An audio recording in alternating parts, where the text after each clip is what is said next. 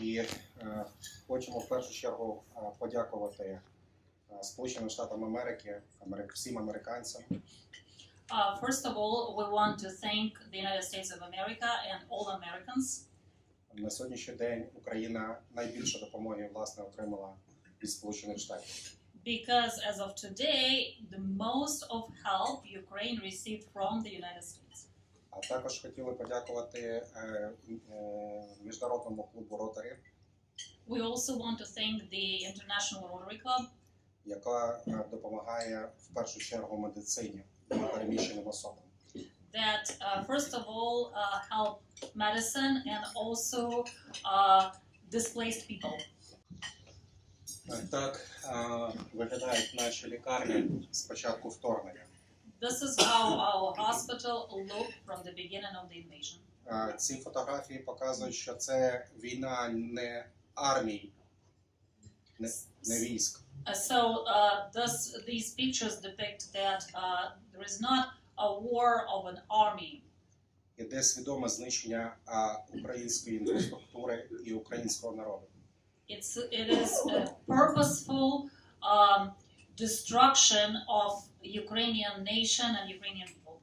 Росіян не цікавлять не територія, не інфраструктура і не люди. Russians are not interested neither in territory nor in infrastructure or people. І якби залежало все від нашої армії і війна відбувалась тільки між військовими, я думаю, ми вже Крим забрали. And if everything will be only up to our army, and if the war was solely between two armies, that I think that we would have returned Crimea back by now. Тому що головний мотиватор для нас – це боротьба за власну країну, за власну незалежність, за власне існування. Because we are motivated in this war, we are defending our country, we are defending our sovereignty and our І independence за наше майбутнє. and our future. Ви бачите карту нашої країни. This is the map of Ukraine. І на червоному фоні і в цифрах показана кількість лікувальних установ, які були зруйновані. In the red color, and then you see the map is divided into regions, and each number it's the amount of medical institutions destroyed in that specific region. During this war, Russia breaks all the United Nations rules and provisions, destructing infrastructure, killing people, killing kids. Так, в цифрах виглядає, що було зруйновано. These are the numbers of what was destroyed and how many of each was destroyed. Тому що вмирають як лікарі, так і руйнується інфраструктура. Because both the medical infrastructure or the entire infrastructure is being destroyed and doctors are dying. Так, ми показуємо вам картинки, як виглядала наша інфраструктура до початку війни і після російської атаки. Comparison how our infrastructure looked before the war and after the invasion. На сьогоднішній день найбільша проблема це порушення етапності надання медичної допомоги. And the biggest problem today is that the line of providing medical service was destroyed, and now it's not going in the order it was supposed to. Ті лікарні, які близько до військових дій, вони зруйновані і переповнені військовими. Medical institutions that are close to the battle lines are destroyed, or they are overpacked with military. Ті лікарні, які знаходяться далі від військових дій, переповнені військовими і постійно мають проблеми з електроенергією.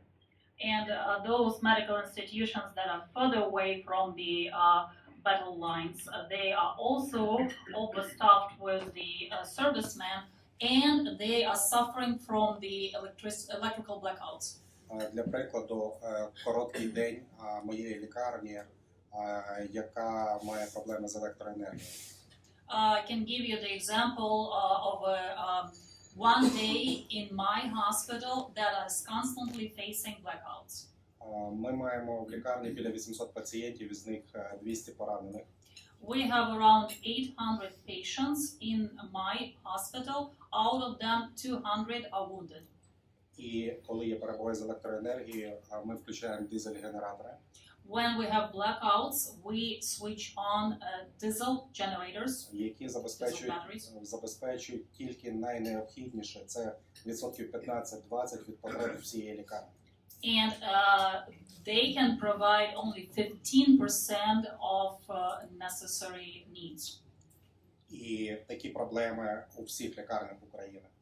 And all the hospitals in Ukraine are facing similar challenges. І тепер я хочу передати слово своїм колегам. Ми коротко розкажемо кожен про свою лікарню.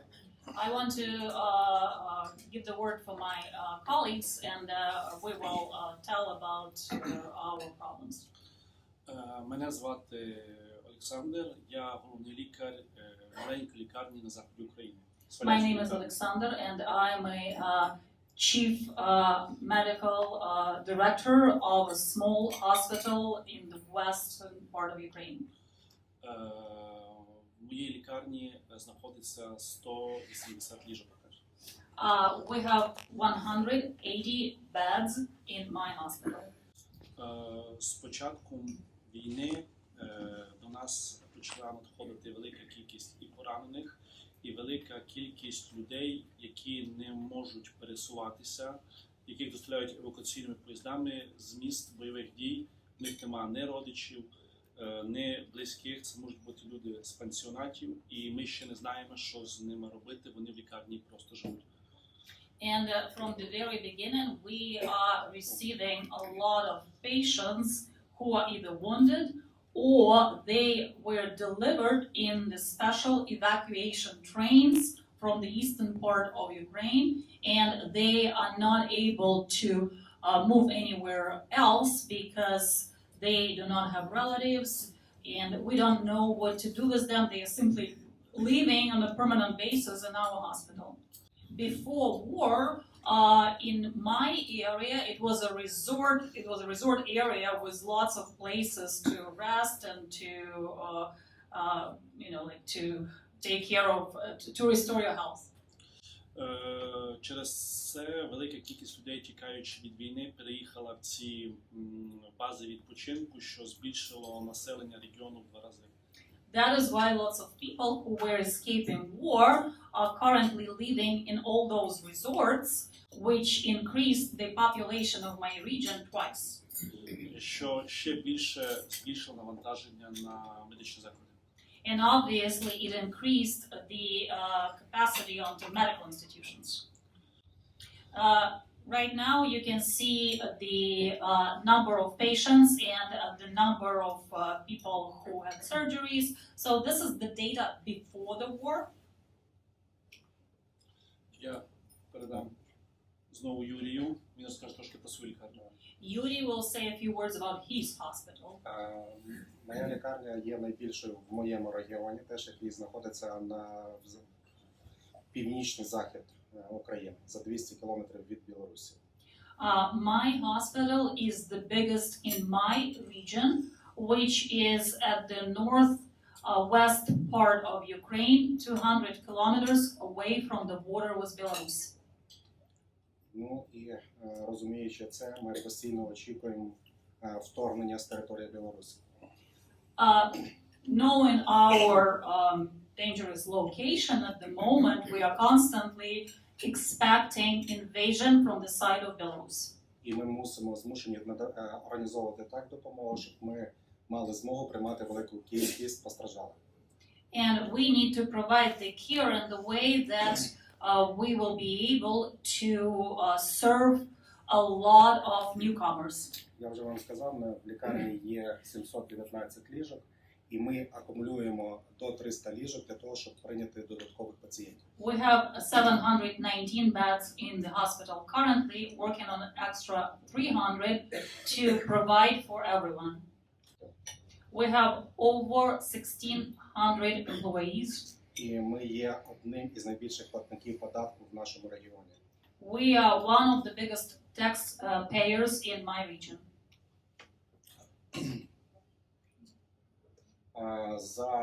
З початком військових дій, не дивлячись на війну, ми продовжуємо розвиток лікарні, і нам вдалося за останні 2 роки інвестувати в заклад більше 2,5 мільйонів. Since the beginning of war, we still continue to develop our hospital. Within 2 years, we were able to include extra $2.5 million into the budget of our hospital. Також ми не стоїмо осторонь якоїсь соціальної відповідальності. So we are also socially responsible. Лікарня і лікарі мають великі контакти міжнародні. Our hospital and our doctors have a vast number of international contacts. І з перших днів війни на особистих контактах почало надходити велика кількість медичної допомоги. And those personal contacts helped us from the very beginning of war to trigger the big inflow of medical assistance support. І ми прийняли рішення, що ми не будемо акумульовувати цю допомогу в лікарні і в регіоні, а будемо віддавати там, де відбуваються військові дії. We made a decision not to leave all this medical assistance in our hospital and in our region, but decided to ship it to the battle areas. Ми налаштували логістику, в тому числі і в Сполучених Штатах, в Польщу, з Польщі в Україну, в Рівне, і з Рівного у всі куточки військових дій України. We established already logistics, United States, Poland, Rivne, my hometown, and then from Rivne to all the parts of Ukraine where is the need. За тиждень медики створили логістичну компанію. In 1 week, medical workers created a logistical company. І все це робили працівники лікарні. And all this was done by the employees of my hospital. В цифрах це більше 1000 тонн, в грошах це більше 14 мільйонів доларів. In numbers over 1,000 metric tons, and in currency over $14 million. Another social responsibility was to adapt as much as possible those people who lost their homes and were escaping war zone. І ви бачите, що були працевлаштовані 59 працівників. 59 people, we found jobs for them. І ми постійно надаємо допомогу як військовим, так і цивільним людям, які переміщені. And we are constantly helping both servicemen and civilians that are displaced. Це наші соціальні проекти, через які ми збираємо кошти і підтримуємо армію. These are our social projects due to which we fundraise money and help servicemen, our servicemen. А це наша мрія, яка мала почати реалізовуватись в березні цього року. And this is our dream that was supposed to start in March of this year. Там, де ви бачите гелікоптер і сучасний новий корпус, він мав починатись в березні. Будівництво його мало починатись в березні. So where you see a helicopter and this high-rise, the construction was supposed to start in March of this year. Але ми це реалізуємо після нашої перемоги. But we will do this after our victory. Thank you.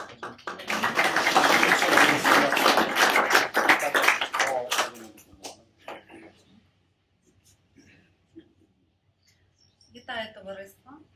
Hello everyone, Мене звати Оксана Луцька. my name is Oksana Lutska. Я сімейний лікар I'm a family doctor і керівник амбулаторії загальної практики and a head of the general practice clinic в сільській місцевості. in the rural area. Ми маємо 6 сіл. We are taking care of 6 villages і близько 6 тисяч пацієнтів. and around 6,000 patients. У нас працює 5 лікарів. We have 5 doctors. Я також працюю як сімейний лікар і маю більше 1000 пацієнтів. I myself also work as a family doctor and I have over 1,000 patients. Наша амбулаторія під час війни ні на один день не припиняла свою роботу. Our clinic had not stopped for a single day since the beginning of war. Хоча були періоди, коли було страшно. There were times when it was dangerous and scary. Всі наші лікарі і медсестри залишились на роботі. Despite that, all our doctors and nurses stayed at work. Коли до нас привозили велику кількість біженців, When we were receiving big numbers of refugees, наші працівники на волонтерських засадах чергували вночі у місцях притулку цих людей. our employees volunteered to stay overnights at the shelters for those people. And we continued to do the vaccination and the treatment of our patients as well as the newcomers. Крім того, я є співзасновником і членом борду I'm a co-founder and the board member Асоціації сімейних лікарів України, of the Association of Family Doctors of Ukraine, Академії сімейної медицини України. Academy of Family Medicine of Ukraine. Завдяки цьому And due to that, ми змогли налагодити горизонтальні зв'язки we were able to build horizontal links з нашими колегами, with our colleagues які на той момент знаходилися на окупованих територіях та територіях, на яких проводились активні бойові дії. that were located both at that time either on occupied territories or territories with the military hostilities. Наша організація проводила велику волонтерську роботу, допомагаючи пацієнтам наших колег, які знаходилися, які мали обмеження у медикаментах. Our staff was helping our colleagues whose hospitals had a shortage of medications. Ми передавали їх такими дуже важкими шляхами логістичними на окуповані території. Там були задіяні самі різні люди, священники, волонтери, які довозили цим людям ліки, які їм в той момент були необхідні. And we were delivering those medications in all the possible ways to the occupied territories, and different people were involved in this transportation of medications, like, for example, priests or volunteers, because it was extremely hard to deliver medications to the occupied territories. Ми підтримували наших колег, які знаходилися в окупації. And we were supporting our colleagues who were on the occupation, sorry. І слідкували за кожним членом нашої організації, щоб допомогти йому. And we were helping every single member of our organization to help him or her.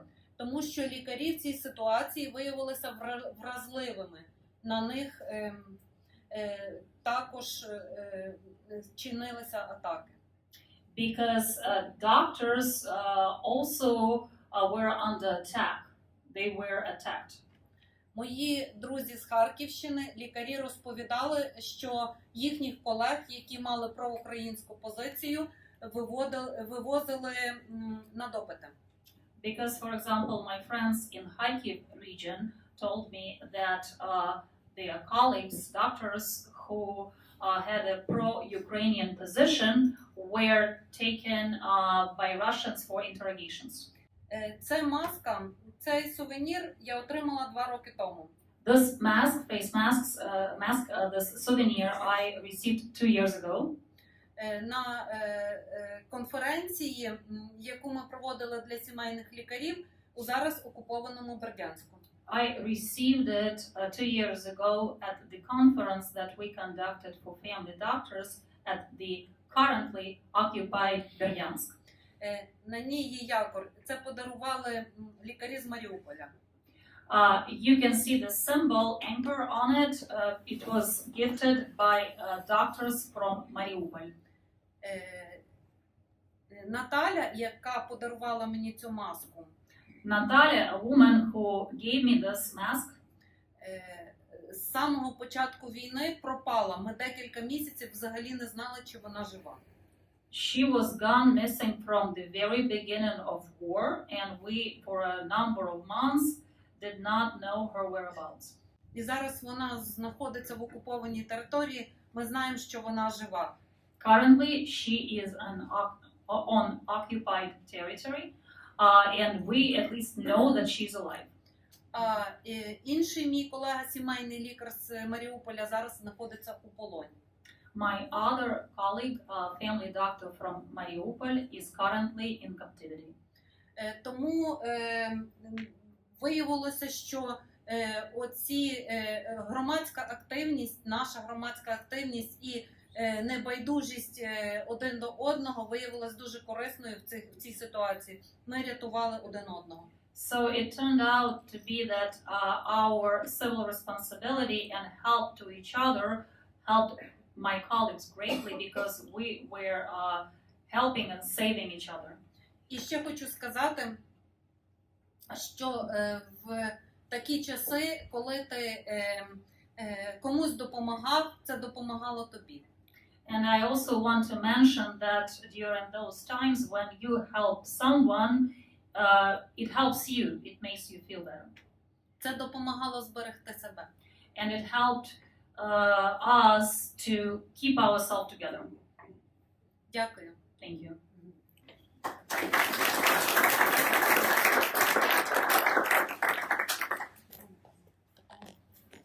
Does anybody have any questions for any of them? Dr. Bob?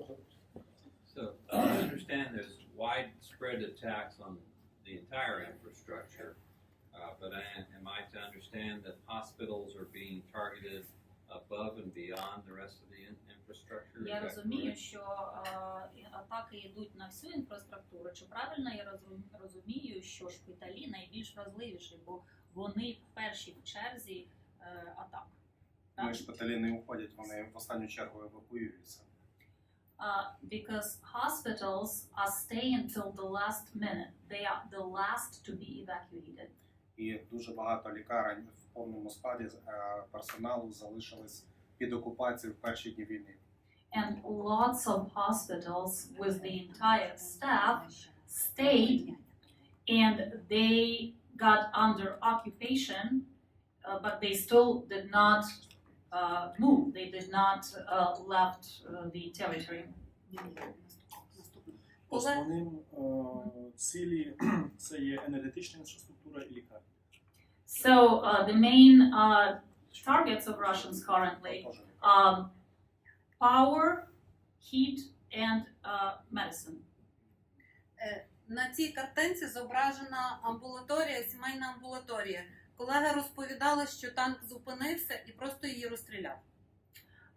So you can see a family clinic here, and my colleagues told me that Russian tanks simply stopped by it and shot all over it.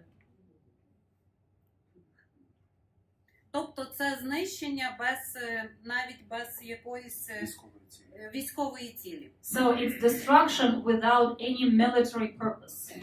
Зараз вони знищують нашу енергетичну систему. Це також має на меті погіршити якість життя людей. So currently they are destroying our energy system with the purpose to worsen even more the conditions of living of our people. Щоб викликати хаос. With the purpose to create chaos.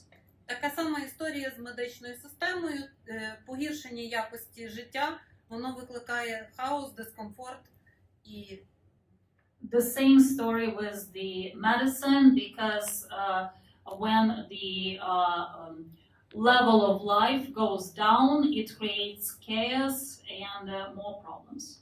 відсутність базових потреб, вона відсутність базових потреб людини, вона опускає людину на нижчий рівень. If the basic needs of a person are not met, then this takes the person to a much lower level. Але їм не вдається, це ще більше об'єднує українців. But on contrary, they are not succeeding. All this only gets people together more, keeps us closer to each other. Where do you get your medications from now? Are you making them at home or do they come in from other countries? Звідкіля ви зараз отримаєте ліки? Виробляються вони в Україні чи надходять з інших країн? В перший тиждень війни всі склади, більшість, відсотків 80 складів медичних були знищені. During the first days of war, around 80% of medications in our warehouses were destroyed. Вони були розміщені в Буча, Гостомель, Ірпінь. Because they all were located in Bucha, Hostomel, and Irpin. It's this outskirts around Kyiv that suffered greatly. І перший місяць було досить складно отримати будь-яку медичну чи ліки, чи то вироби медичні. So within the first months of war, it was extremely complicated to receive any medication. І тому в перший час було важливо привезення ліків і привезення виробів медичного призначення. So it was critical at the beginning of war, the delivery of medications from somewhere. Через місяць почала активно співпрацювати дистриб'юторська сітка. After the first months, then the distribution network started working actively. І ситуація складна більше в логістиці у фронтових військових, там де ведуться військові дії в лікарнях. Так. And currently, the most complicated situation in logistics is around the war zones and occupied zones. Зараз ми маємо ліки українського виробництва також. Currently, we produce medications domestically too. І більшість зараз отримуємо з Європи, тому що це дешевше, ніж завозити його з Сполучених Штатів. And most of medications we are currently receiving from Europe because it's cheaper than to deliver them from the United States. Але в перші місяці була дуже важлива ця швидка допомога. But within first few months of war, this rapid help was very important. Out of all civil organizations across the world, Rotary Club, International Rotary Club, helped maybe the most. Для медицини. For medicine. I'll add to that Rotary International has a separate fund for Ukraine. У Rotary International створено окремий фонд якраз для України. So, I wanted to ask, what is the route to get the medicines and so forth in? Is it From United States to Ukraine? from Europe? From Is Europe. it all going through Poland? Яким чином зараз ліки з Європи постачаються до України? Через Польщу все йде? Більше через Польщу, тому що Угорщина то відчиняє кордони, то їх зачиняє. Mainly through Poland, because currently Hungary, they keep closing and opening the borders. Для військової взагалі вони закрили кордон. And for the military assistance for Ukraine, Hungary completely, permanently closed borders. Угорщина одна з двох країн в Європі, яка, скажімо так, утримується від оцінки дій Росії. Hungary is one of 2 countries in Europe currently that stays away from the assistance to Ukraine. У нас тільки наземні кордони можливі, тому що Польоти до України. польоти над Україною заборонені. And we can deliver everything via ground only because there are no civil aviation above the entire Ukraine. Do each of your hospitals or medical centers have mental health assistance? Чи у вас в шпиталях надається ментальна, психологічна допомога? Спочатку це було хаотично, і ми залучали як громадські організації, так і релігійну спільноту. At the beginning, everything was chaotic, and we were involving civil organizations as well as religious organizations. А зараз ми маємо професійну гілку надання підтримки ментальному здоров'ю. Currently, we have professionals who provide mental help. Єдина її проблема її не вистачає, тому що ця кількість людей тільки збільшується. The only problem that there is a shortage of this help because the number of patients increase every day. Зараз відбувається активне навчання медичних працівників, сімейних лікарів, наданню психологічної допомоги, MHK. Моя організація приймає в цьому дуже активну участь. Currently, medical workers as well as family doctors are undergoing specialized training to provide mental help. And my organization also participates in these trainings. Thank you. Thank you. Thank you.